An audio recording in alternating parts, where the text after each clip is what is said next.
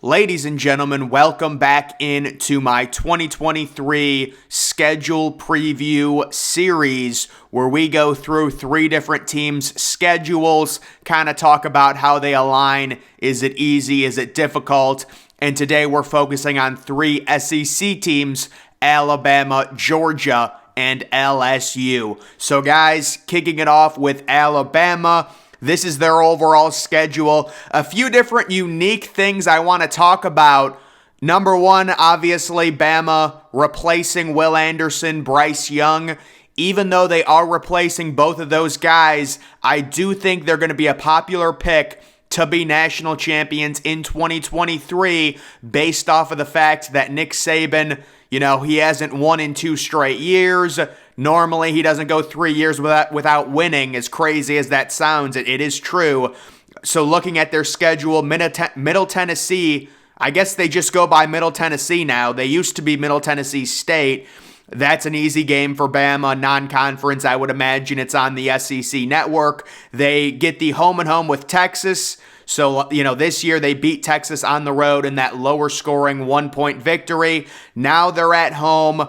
I'm sure they'll be favorites. Quinn Ewers will have more experience coming into this game, although Texas will be without Bijan Robinson. He's moving on to the NFL. They will have Xavier Worthy, though, so that should be it's always a fun non-conference matchup when 2 kind of storied blue blood programs play, and that is that week 2 game.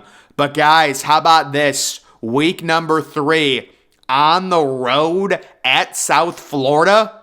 Just a crazy schedule, Cork. Alabama playing at Raymond James Stadium, which is the home of the Tampa Bay Buccaneers, and also South Florida. They share the same stadium. South Florida is currently in the process of planning to build their own stadium, but just very odd that Alabama would have an away game at South Florida.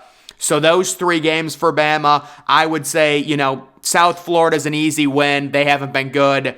Texas at home should be a win, even with a new quarterback. They're just going to have way more talent, and Bama is at home.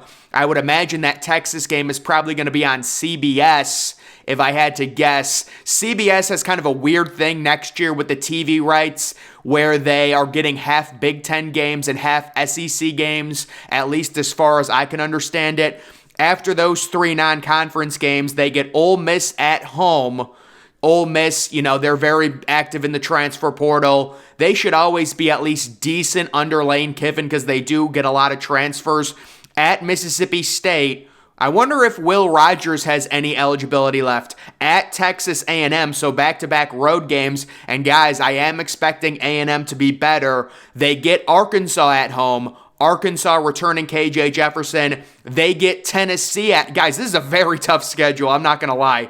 They get Tennessee at home. The thing with Tennessee, they're possibly starting a true freshman QB, Nico Lamanleva. I think that's how it's pronounced. So I wouldn't expect Tennessee to have the same year, as they had last year, because starting a true freshman, if they do go that route, it's very hard to be, all that competitive. They get although I'll say I think Tennessee wins 8 games. That's what I'll say about Tennessee. They get a late off week right up, near Halloween. Then they get LSU at home, at Kentucky and Devin Leary, the solid transfer there. Kentucky should be decent. Chattanooga, that's their free game. The free FCS game, and then at Auburn. That is a brutal, brutal conference schedule. There is no question about it for Alabama. The non-conference, Middle Tennessee is a free win.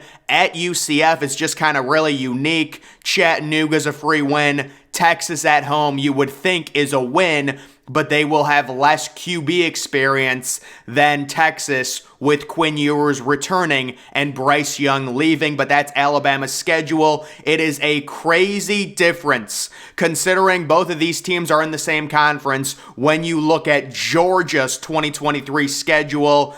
UT Martin week 1, that's a free win. Ball State week 2, that's a free win. South Carolina week 3, we'll see what happens with Spencer Rattler, but even if they have him, you would have to, favorite Georgia pretty heavily in that home matchup. Another home game versus UAB week 4, that's a free win. At Auburn, Auburn trying to rebuild right now. You would have to think Georgia's going to be heavy favorites. They get Kentucky at home. Kentucky, with Devin Leary, again, they should be at least decent, but Georgia getting them at home.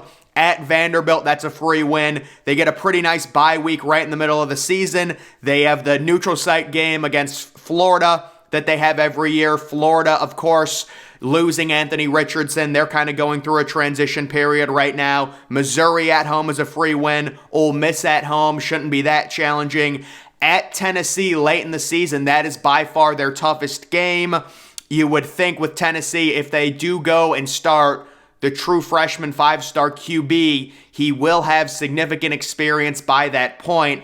I don't know the current situation with Joe Milton, but it just feels like he's been in college for so long. I almost think he ran out of eligibility, although I don't know, because I remember he was at Michigan for at least 2 years, and he's been at Tennessee for at least 2 years, but obviously with the pandemic, you have some guys staying 5 or 6 seasons, and then the final game at Georgia Tech, the rivalry, Georgia Tech, an absolute dumpster fire, no doubt. But this schedule, certainly a lot easier than Alabama's. So when it comes to Georgia's non-conference schedule, they ended up canceling a home-and-home series with Oklahoma. That's why their non-conference is so bad, because Oklahoma is joining the SEC in 2024. So they canceled basically a game with Oklahoma, and now their non-conference is UT Martin, Ball State, UAB, and Georgia Tech. That is their non-conference. It's crazy when you compare this to Alabama. Obviously, Georgia and Bama not facing each other again in the regular season bodes well for the SEC. You don't want that being a de facto elimination game. Tennessee gets a short straw facing, again, both Georgia and Alabama. But overall, just looking at this schedule, you get Ole Miss at home. You get Kentucky at home. Tennessee is the one tough road game, but it is a very manageable schedule with Georgia breaking in a new QB. But of course, we know with how Georgia constructs their roster, it's just there's elite talent at every position, and they're always going to have a good defense under Kirby Smart. So this is a very manageable schedule for whoever it is. I heard it was going to be Carson Beck, the former 4-star QB. He possibly will be the new starter at Georgia next year. We will see, but either way, you would have to think, I don't see you getting challenged at all, really, in those first 4 games, unless South Carolina is able to pull a rabbit out of their hat and return Spencer Rattler. And then after that, at Auburn, they're going through a transitional rebuild. You get Kentucky at home.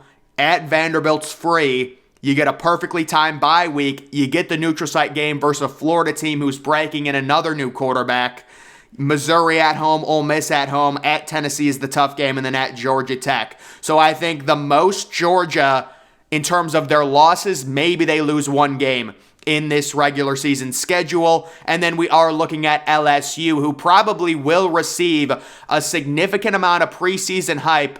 It originally looked like Keyshawn Boutte, the former 5-star receiver, was going to return. Apparently, he's going to the NFL, but they do get Jane Daniels back, and they have a crazy neutral site week 1 game. That is the Sunday night. If you guys, college football, week 1, they always do a Sunday night game, and it was the same thing last year with Florida State versus LSU in Louisiana. Now it's in Orlando, and we could be looking at an LSU team inside of the AP, preseason top 15 poll. FSU, I think, is guaranteed to be inside the top 10. What they've done in the transfer portal, returning Jordan Travis, returning receivers, it's crazy how good FSU is going to be next year. That is going to be a huge game. It's going to be a very tough game for LSU, even with Jane Daniels returning.